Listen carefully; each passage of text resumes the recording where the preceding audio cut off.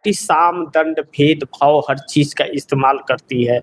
अब कांग्रेस को धरातल पर दिखना पड़ेगा और धरातल पर लोगों के साथ खड़े भी होने पड़ेंगे। कोई अगर बात हुआ तो सड़क पर दिखना भी पड़ेगा और वह हर जगह दिखना पड़ेगा।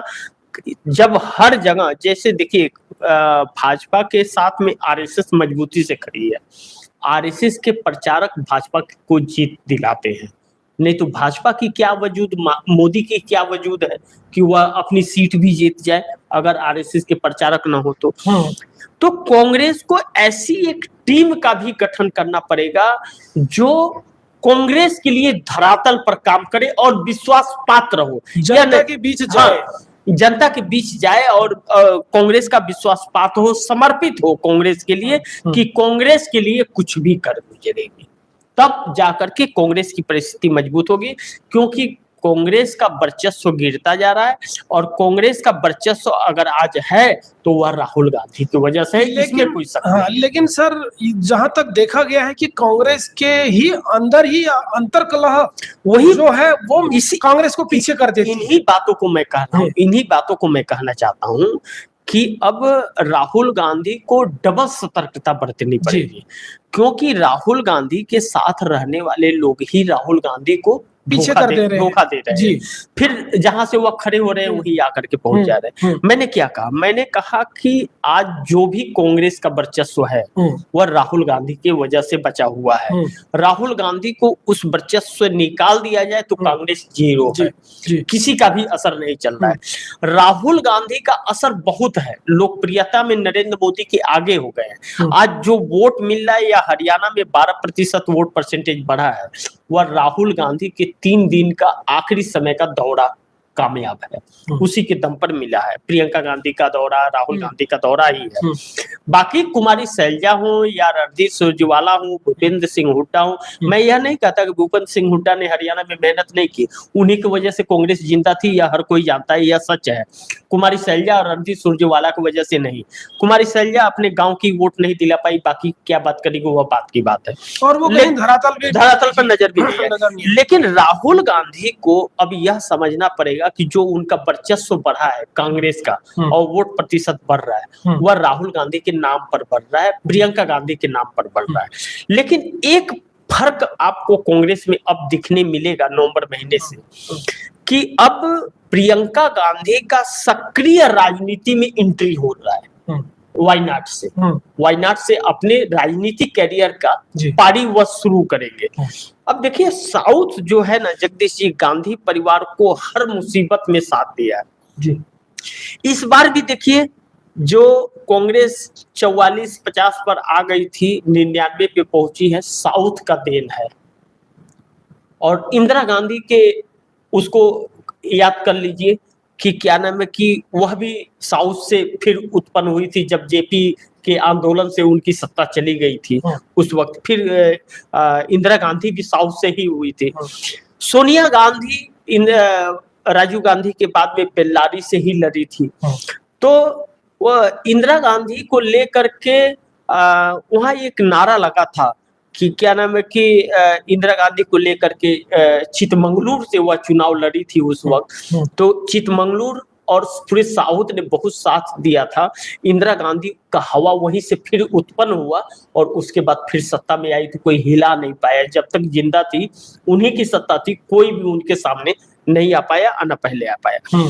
अब अगर राहुल गांधी को फिर साउथ एक बार खड़ा हुआ है, कर्नाटक भी पूर्ण बहुमत से राजीव गांधी के समय था, उसके बाद पूर्ण बहुमत की सत्ता किसी की नहीं आई है, फिर राहुल गांधी के समय में आई है।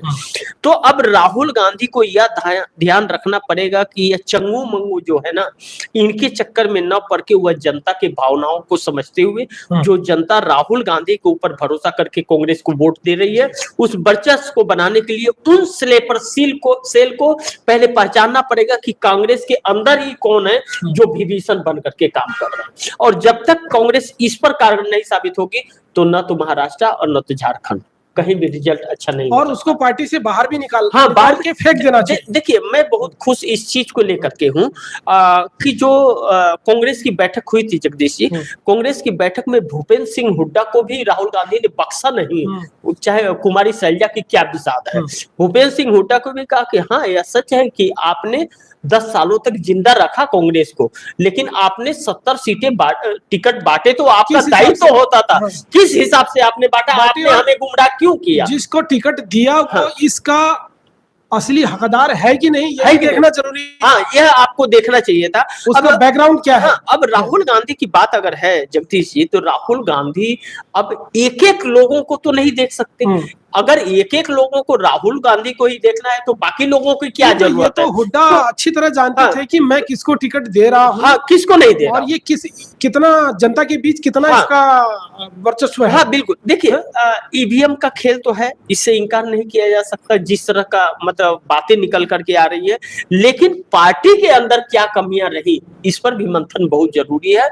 और यह राहुल गांधी ने जो फैसले लिए, सबको डांट डपट लगाई, वो बहुत अच्छा, सबकी जांच हो रही है। लेकिन यह चीजें हर जगह चुनाव से पहले करनी पड़ेगी। अब महाराष्ट्र में चुनाव है, इंडिया गठबंधन के साथ कांग्रेस है। देखिए 210 ऐसी सीटें हैं जहां कांग्रेस और भाजपा एक साथ है, आमने सामने है, वहां क्षेत्रीय पार्टी कोई नहीं है। 210 सीटों पर 10 राज्यों के अंदर ऐसी परिस्थिति है।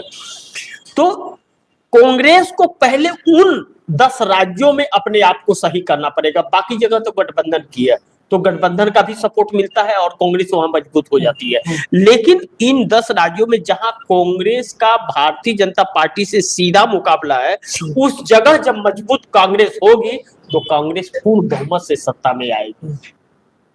तो यह चीजें राहुल गांधी को अब इस पर भी काम करना पड़ेगा। जी जगदीश जी, जम्मू कश्मीर में उमर अब्दुल्ला की सरकार, लेकिन सत्ता की असली चाबी एलजी के पास। हाँ वही देखिए, अभी अभी मैंने कहा, आप फिर वही बातें फिर उठा भी दी, आपके सवाल में भी है कि केंद्र शासित राज्य बनाने से पूरा उसका जो पावर है ना एलजी के पास आ जाता है। मुख्यमंत्री नाम का है, अरविंद केजरीवाल कैसे नाम के मुख्यमंत्री हैं, जब देखो तो कोर्ट पहुंचते रहते हैं, जब देखो तो वो धरने पे बैठे रहते हैं। लेकिन ऐसा हर सरकार का यह काम नहीं होता है कि धरना पे बैठ जाए। सरकार ही धरना पे बैठेगी तो फिर जनता का क्या काम है? यह चीजें नहीं, सरकार अपने दायित्व से भाग नहीं सकती। एलजी नहीं कर रहा है तो एलजी के खिलाफ आप कार्रवाई कीजिए, एलजी से आप लड़ाई कीजिए। आप धरने पे बैठेंगे तो जनता किसके पास जाएगी? जनता क्या करेगी? तो नहीं, ये नहीं, सरकार चलाने में दिक्कत आएगी, इस चीज से इनकार नहीं किया जा सकता। भारतीय जनता पार्टी हर जगह रुकावट बनेगी, इससे भी इनकार नहीं किया जा सकता। और देखिए अभी भारतीय जनता पार्टी की सरकार बन जाए कोई रुकावट नहीं आएगी, क्योंकि कुछ काम ही वहां नहीं करने हैं, तो रुकावट कहां से आएगी? तो यह चीजें हैं जगदीश जी, और इससे इनकार नहीं कर सकते। और जम्मू कश्मीर का अब पहला भाग यह होगा कि जम्मू कश्मीर को पूर्ण राज्य का दर्जा कैसे दिलाए। वह नरेंद्र मोदी से उपेक्षा करना कि जम्मू कश्मीर को पूर्ण राज्य का दर्जा मिल जाएगा, यह तो असंभव सी बात है।